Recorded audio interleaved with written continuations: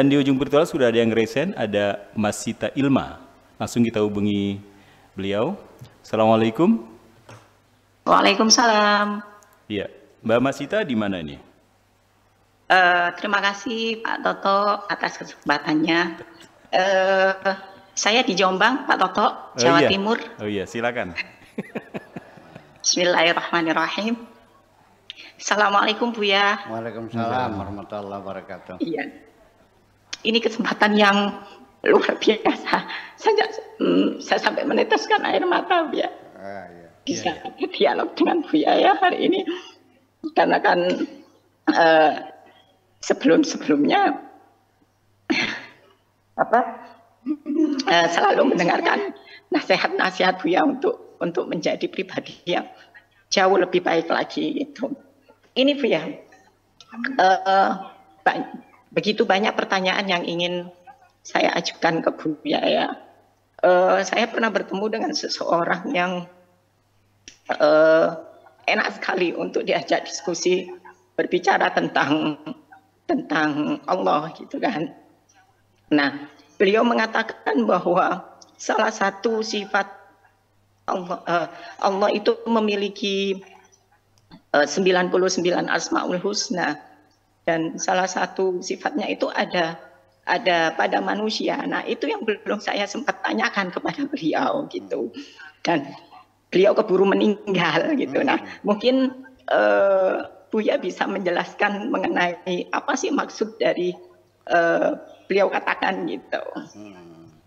Ya, gitu saja, Mbak Mas Sita. Terima kasih. Iya, Buya. Silakan Buya.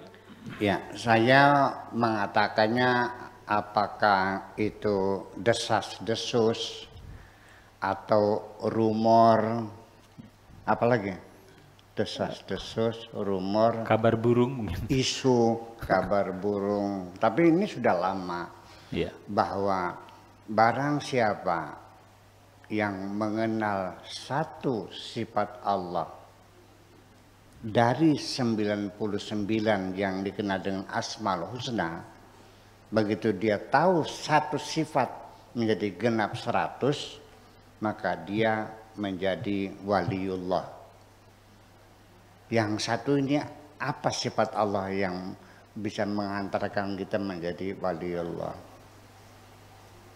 Ya, sifat. Makanya saya pernah mengoreksi, mencari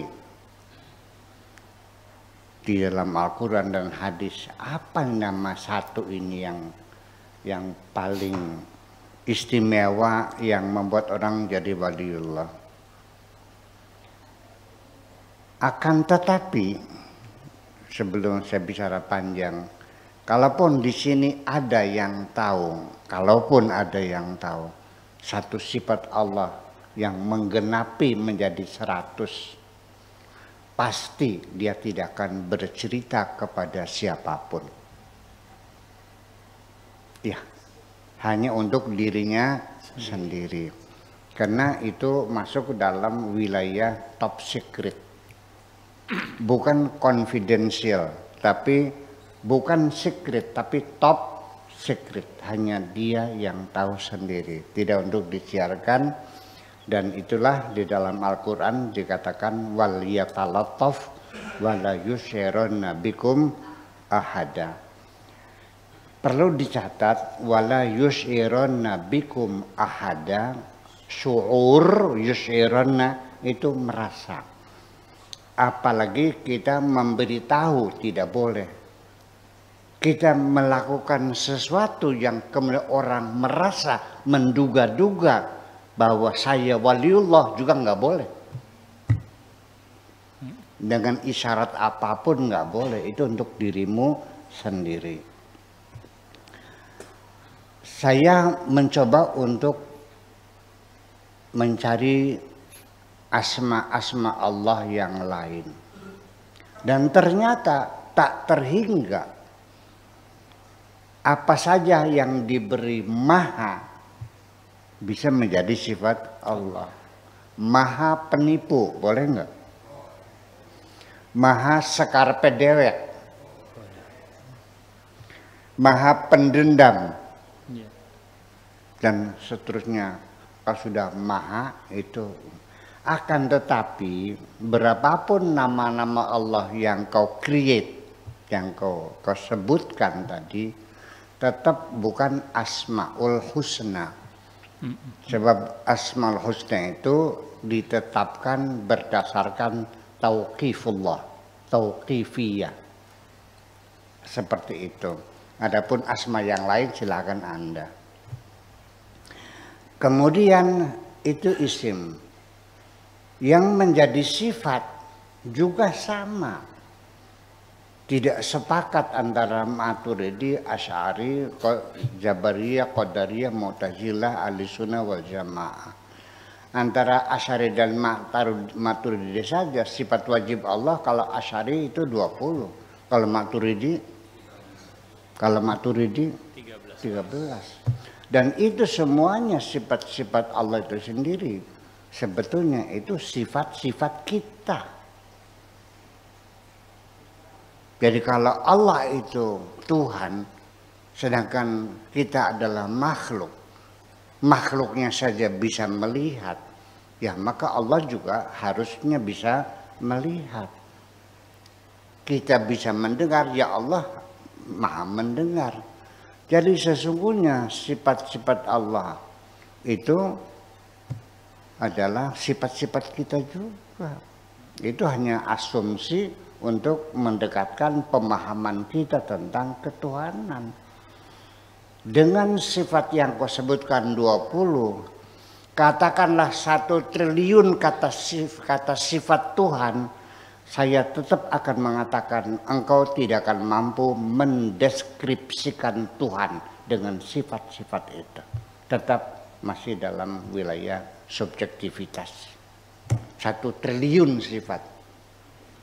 Karena bagaimanapun imajinasi itu dibentuk berdasarkan asumsi-asumsi yang tidak sama. Saya bercerita tentang hari ini ketemu dengan perempuan yang cantik jelita. Saya ceritakan sampai 3 hari 3 malam. Saudara melongo semua. Alisnya seperti semut beriring. Pinggangnya seperti bawang.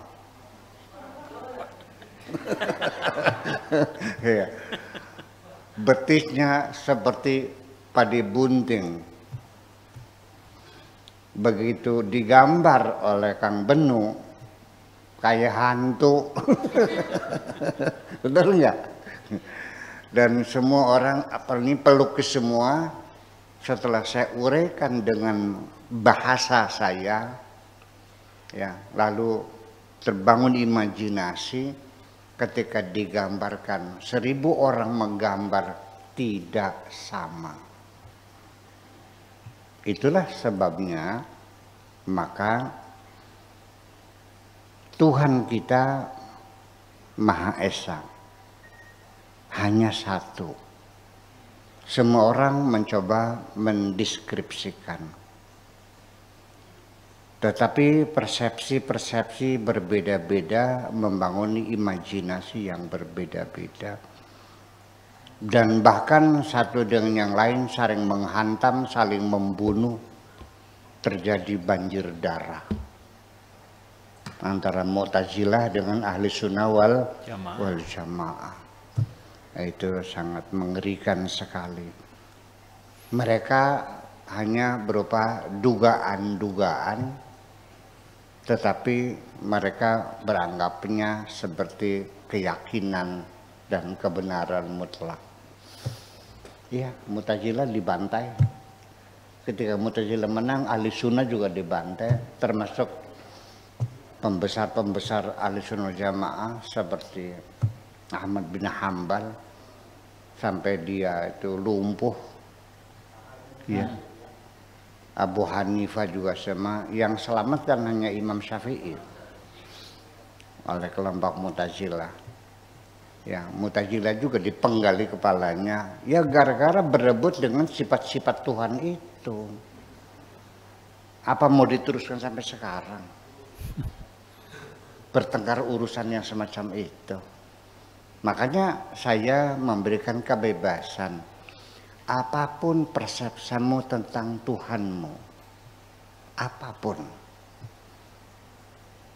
Saya tidak menuntut untuk mendeskripsikan Tuhan secara eksak, secara pasti.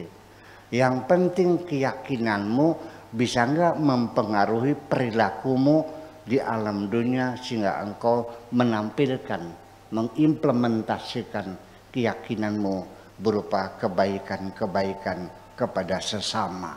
Itu yang paling penting. Berakidah itu seperti itu bagi saya. Betul nggak? Sebab nanti siapa yang benar, karena persepsi yang berbeda inilah maka terjadilah orang beragama berbeda-beda. Betul nggak? Bahkan sampai dalam satu agama saja itu mazhabnya berbeda-beda. Satu mazhab saja kino-kinonya berbeda-beda. Di mazhab Syafi'i ada kino Nawawi, kino Zamakhsyari, ada kino-kino juga. Betul gitu ke? Oh. Ada kino-kino juga. Nanti dalam satu kino ada juga blok-blokan juga. Dan seterusnya. Dan itu adalah sunnatullah. Allah berkehendak membuat alam ini plural. Jadi kalau Anda tidak menerima pluralitas sebagai suatu realita, berarti Anda tidak mau mengakui kehebatan Tuhan.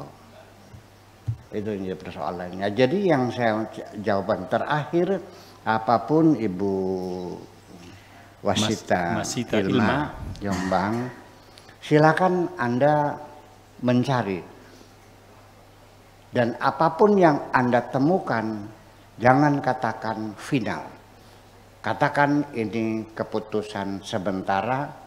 Suatu ketika ada bukti lain yang kuat, maka keputusan saya akan saya robah lagi. Gitu saja. Ya. Tapi percayalah bahwa Allah mengatakan apabila engkau datang kepadaku dengan berjalan santai, aku akan datang menghadapmu dengan lari. Engkau mendekat kepadaku satu kilan, aku akan datang kepadamu satu hasta. Allah akan lebih cepat mendekati dirimu daripada engkau mendekati Allah. Percayalah. Terima kasih gitu. Ya. Baik, Ibu Masita Ilma di Jombang, demikian penjelasan dari Buya tentang Asmaul Husna yang sudah ditanyakan hari ini dan sudah dijelaskan tadi.